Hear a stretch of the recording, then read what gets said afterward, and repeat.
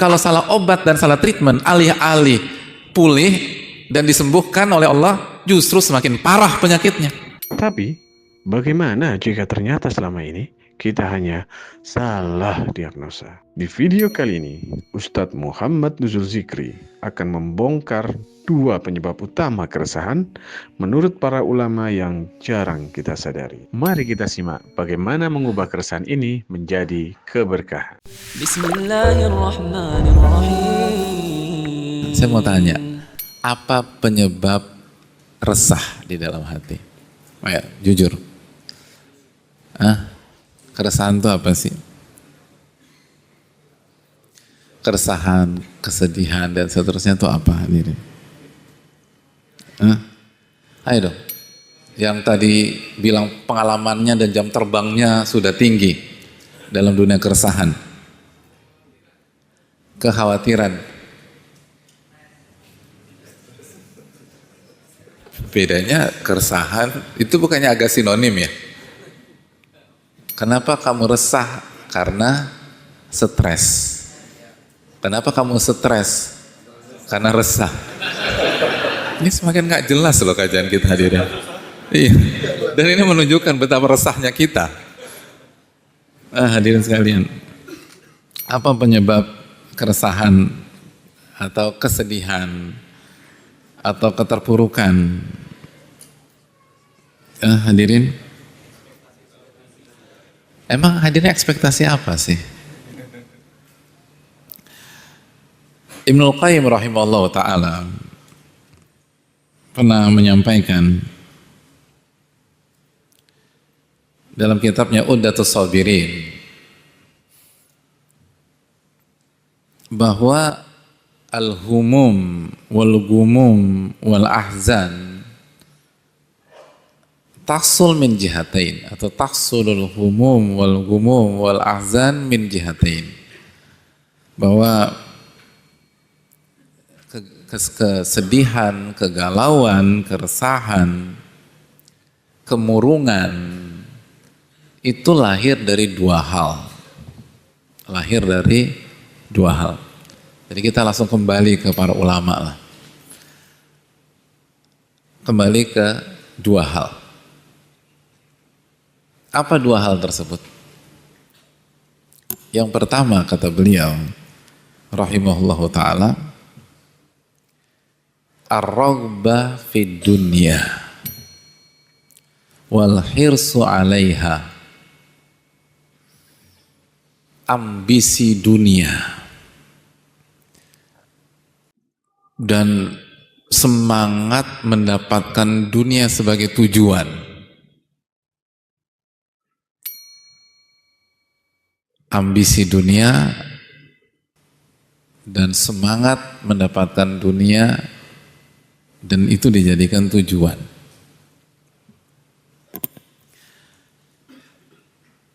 Yang kedua,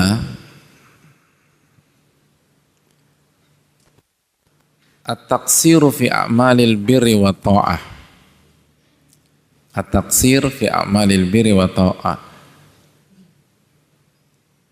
Kurang beramal dan beribadah, kurang taat sama Allah Subhanahu wa ta'ala, kurang taat kepada Allah Subhanahu wa ta'ala. Itu poin. Jadi hadirin Allah muliakan, apa penyebab kita resah? Karena ambisi dunia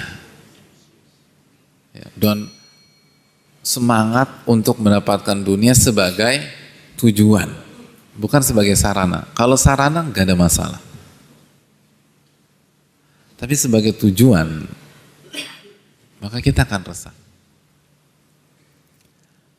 Dan taksir, kurang dalam ibadah, kurang dalam beramal soleh, kurang dalam ketaatan kepada Allah Subhanahu wa ta'ala. Nah, itu yang melahirkan keresahan, kegalauan, kesedihan, kemurungan dalam hidup kita.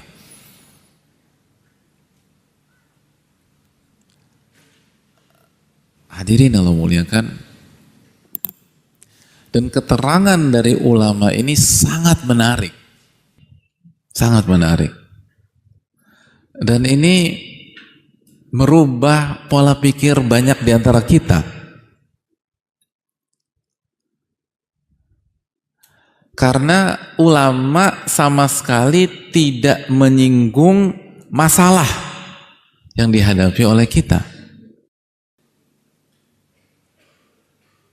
Ulama sama sekali tidak menyinggung bencana yang dialami oleh seseorang. Ulama sama sekali tidak menyinggung musibah yang sedang hadapi oleh seseorang. Ulama tidak menyinggung kezoliman yang dirasa oleh seseorang. Padahal selama ini, kalau kita sedang galau, sedih, resah, sadar atau tidak sadar, yang kita salahkan siapa? Siapa? Istri Pak Ustadz. Loh, kok udah mulai curhat ini loh. Ini kita nggak bicara rumah tangga. Udah suami istri aja. Sekali lagi yang kita salahkan apa? Hah? Coba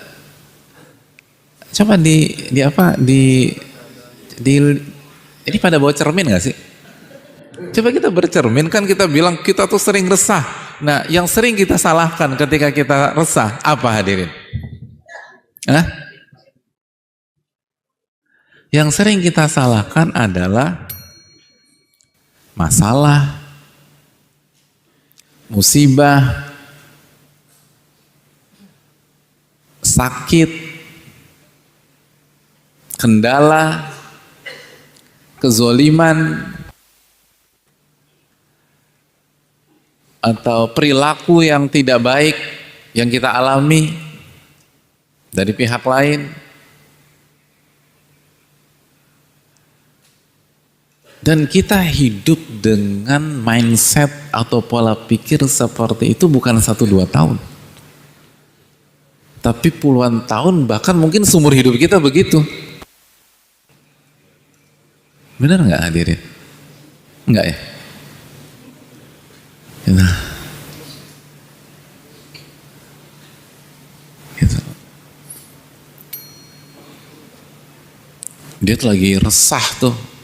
Kenapa? Layoff kemarin. Resah apa enggak? Gue tuh resah banget, galau banget. Kenapa? Minggu lalu gue baru dapat surat pemberhentian dari perusahaan.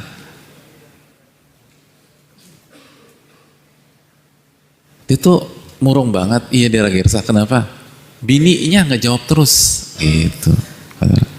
Yang istri juga resah juga. Kenapa? Laki-laki sama egois, gitu kata para.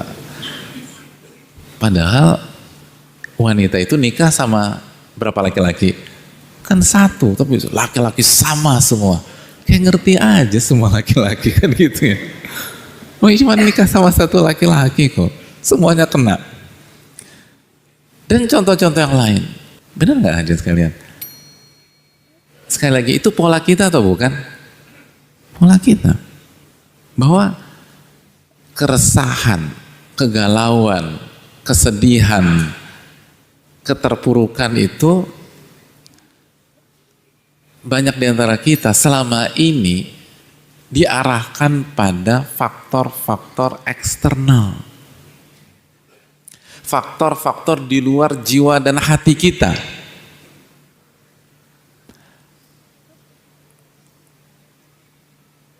Ternyata para ulama nggak bicara demikian.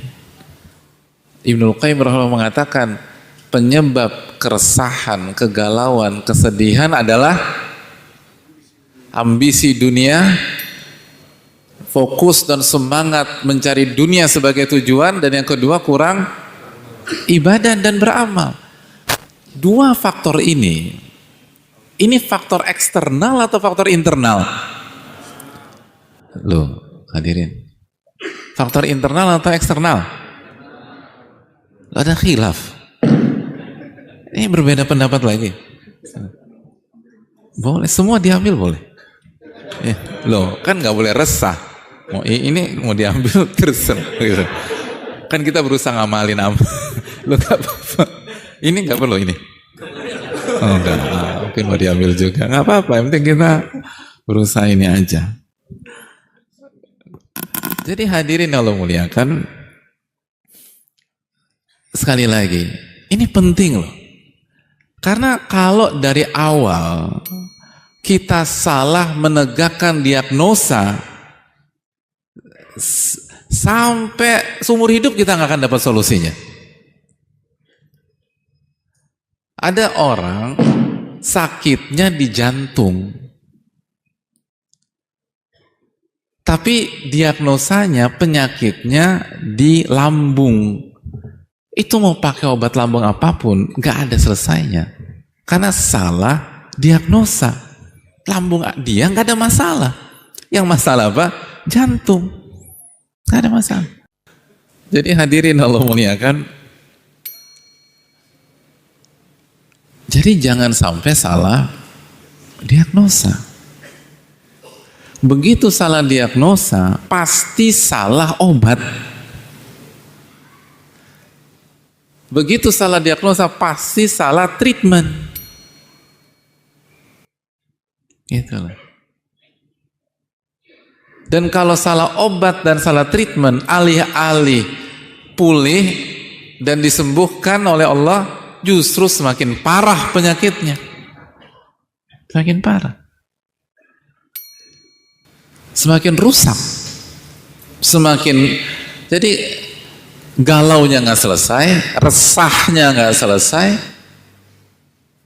dan nggak akan mendapatkan keberkahan dalam kehidupan, timbul masalah-masalah baru. Kalau fisik keracunan obat, ginjal kena, dan lain-lain. Dan kalau ini berkaitan dengan jiwa, lebih parah. Lebih parah. Maka ini yang harus kita dudukan jamaah sekalian.